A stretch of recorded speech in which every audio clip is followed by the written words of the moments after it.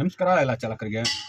ಏನು ನಿನ್ನೆಯಿಂದಲೂ ಕೂಡ ನೋಡ್ತಾ ಇದ್ದೀರಲ್ಲ, ಮಿಸ್ ಮ್ಯಾಚ್ ನಂಬರ್ಸ್ಗಳಿಗೆ ಆಟೋ ರಿಕ್ಷಾಗಳಿಗೆ ಸಾರ್ವಜನಿಕರು ಹತ್ತಬಾರದು ಅನ್ನುವಂತಹ ಒಂದು ಉದ್ದೇಶ ಮಾನ್ಯ ಬೆಂಗಳೂರು ನಗರದ ಕಮಿಷನರು ಆದೇಶವನ್ನು ಕೊಟ್ಟಿರ್ತಕ್ಕಂಥದ್ದನ್ನು ಸ್ವಾಗತ ಮಾಡೋಣ. ಹಾಗೆ ಕೇವಲ ಮಿಸ್ ಮ್ಯಾಚ್ ಅಂತಕ್ಕಂಥದ್ದು ಆಟೋ ರಿಕ್ಷಾಗಳು ಮತ್ತು ಕ್ಯಾಬ್ಗಳಲ್ಲಿ ಮಾತ್ರ ಇಲ್ಲ. ಈಗ ಇವತ್ತು ಈ ವಾಹನ ಇರ್ತಕ್ಕಂಥವ್ರು ವಾಹನವನ್ನು ಬದಲಾವಣೆ ಮಾಡಿದಂಥ ಸಂದರ್ಭದಲ್ಲಿ ನಾವುಗಳು ಕಂಪನಿಗಳಿಗೆ ನಮ್ಮ ವಾಹನದ ಸಂಖ್ಯೆಯನ್ನು ಬದಲಾವಣೆ ಮಾಡಿ ಅಂತೇಳಿ ತಿಂಗಳಾನುಗಟ್ಟಲೆ ನೋಟಿಫಿಕೇಶನ್ಗಳನ್ನ ಕಳಿಸ್ಬೇಕು. ತಿಂಗಳಾನುಗಟ್ಟಲೆ ವೆರಿಫಿಕೇಷನ್ಗೆ ಅದರ ಫೋಟೋವನ್ನು ಹೊಡೆದು ಕಳಿಸ್ಬೇಕು.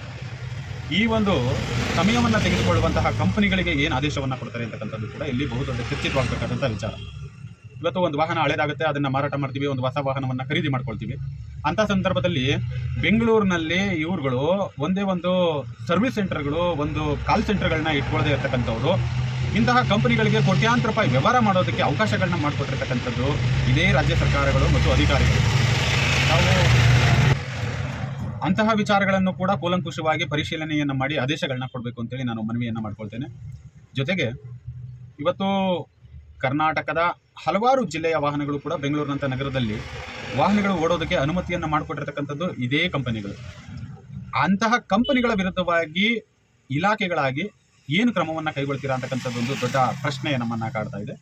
ಜೊತೆಗೆ ಅನ್ಯ ರಾಜ್ಯದ ಬೈಕ್ ಅಂತಕ್ಕಂಥದ್ದನ್ನು, ಅಲ್ಲಿನ ವಾಹನಗಳನ್ನ ತೆಗೆದುಕೊಂಡು ಬಂದು ಬೆಂಗಳೂರಿನಂಥ ನಗರದಲ್ಲಿ ಇವತ್ತು ಅನಧಿಕೃತವಾದಂತಹ ಬೈಕ್ ಟ್ಯಾಕ್ಸಿ ಅನ್ನುವಂತಹ ಒಂದು ಸೇವೆಯನ್ನು ತಗೊಂಡು ಬಂದು ಅಲ್ಲಿ ಹಲವಾರು ವಿಧಾನಗಳಲ್ಲಿ ವೆರಿಫಿಕೇಷನ್ನೇ ಇಲ್ಲದೆ ಇರತಕ್ಕಂತಹ ವಾಹನಗಳನ್ನು ಕಂಪನಿಗಳು ಅಟ್ಯಾಚ್ ಮಾಡಿರ್ತಕ್ಕಂತಹ ಹಲವಾರು ನಿದರ್ಶನಗಳ ಒಂದು ವಿಡಿಯೋಗಳು ಕೂಡ ಇದ್ದಾವೆ. ಇಂತಹ ಕಂಪನಿಗಳು ಫ್ರಾಡೆಸ್ಟನ್ನು ದೊಡ್ಡ ಮಟ್ಟಕ್ಕೆ ಮಾಡ್ತಾ ಇದ್ರು ಕೂಡ ಕಂಪನಿಗಳ ವಿರುದ್ಧವಾಗಿ ಕ್ರಮವನ್ನು ಕೈಗೊಳ್ಳಬೇಕಾದಂತಹ ಇಲಾಖೆಗಳು ಕೂಡ ಕೈಕಟ್ಟಿ ಕುಳಿತಿರೋದನ್ನು ಎನ್ಕ್ಯಾಶ್ ಮಾಡಿಕೊಂಡಿರ್ತಕ್ಕಂತಹ ಕಂಪನಿಗಳು ಇವತ್ತು ಇಂತಹ ಒಂದು ಬಹುದೊಡ್ಡ ದಂಧೆಯನ್ನು ನಡೆಸ್ತಾ ಇದ್ದಾರೆ.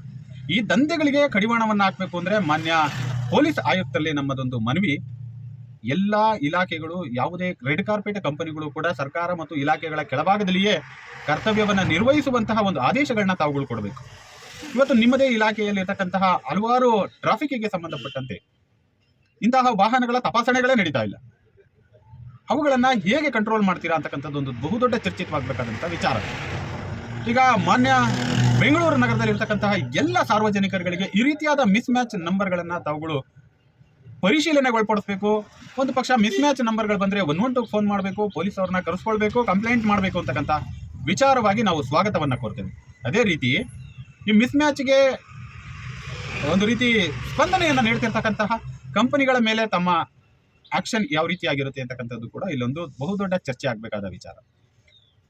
1.5 ಕೋಟಿ ಜನಸಂಖ್ಯೆ ಇರತಕ್ಕಂತಹ ಬೆಂಗಳೂರು ನಗರದಲ್ಲಿರ್ತಕ್ಕಂತಹ ಸಾರ್ವಜನಿಕರಿಗೆ ನೇರವಾಗಿ ಸಂದೇಶವನ್ನು ಕೊಡೋದ್ರ ಬದಲು ಇರುವಂತಹ 4 ಕಂಪನಿಗಳಿಗೆ ಒಂದು ಇಲಾಖೆಯ ಮುಖಾಂತರವಾಗಿ ನೋಟಿಸನ್ನು ಕೊಟ್ಟರೆ ಆ 4 ಕಂಪನಿಗಳು ಸರಿಪಟ್ಟರೆ ಇಡೀ ವ್ಯವಸ್ಥೆಯೇ ಸರಿ ಹೋಗುತ್ತೆ ಅಂತಕ್ಕಂಥದ್ದು ನಮ್ಮ ಅಭಿಪ್ರಾಯ. ಈಗ ಮೀಟರ್ ಆಧಾರಿತ ಸೇವೆ ಕೊಡುವಂತಹ ಸಂದರ್ಭಗಳಲ್ಲಿ ಮಿಸ್ ಮ್ಯಾಚ್ ಅಂತಕ್ಕಂತಹ ಸಂಖ್ಯೆಯೇ ಬರ್ತಿರಲಿಲ್ಲ. ಗ್ರಾಹಕರು ಬಂದು ಮೀಟರ್ ಆಧಾರಿತವಾಗಿ ಸೇವೆಯನ್ನು ತಗೊಳ್ಳೋರು ಹೋಗೋರು. ಆದರೆ ಇವತ್ತು ಅಗ್ರಿಗೇಟರ್ ಅನ್ನುವಂತಹ ಒಂದು ಕಾನ್ಸೆಪ್ಟನ್ನು ತಗೊಂಡು ಬಂದು ಇಷ್ಟು ದೊಡ್ಡ ಸಮಸ್ಯೆಗಳಿಗೆ ಮೂಲ ಕಾರಣ ಆಗ್ತಾ ಇರೋದೇ ಕಂಪನಿಗಳು. ಹಾಗಾಗಿ ನೀವು ಕಂಪನಿಗಳ ಮೇಲೂ ಕೂಡ ಸರಿಯಾದ ರೀತಿಯಾದ ಕಠಿಣವಾದ ಕಾನೂನು ಕ್ರಮವನ್ನು ಕೈಗೊಳ್ಳಬೇಕು ಅಂತೇಳಿ ನಾನು ಈ ಮೂಲಕ ಮನವಿಯನ್ನು ಮಾಡ್ಕೊಳ್ತಾ ಇದ್ದೇನೆ. ಧನ್ಯವಾದ.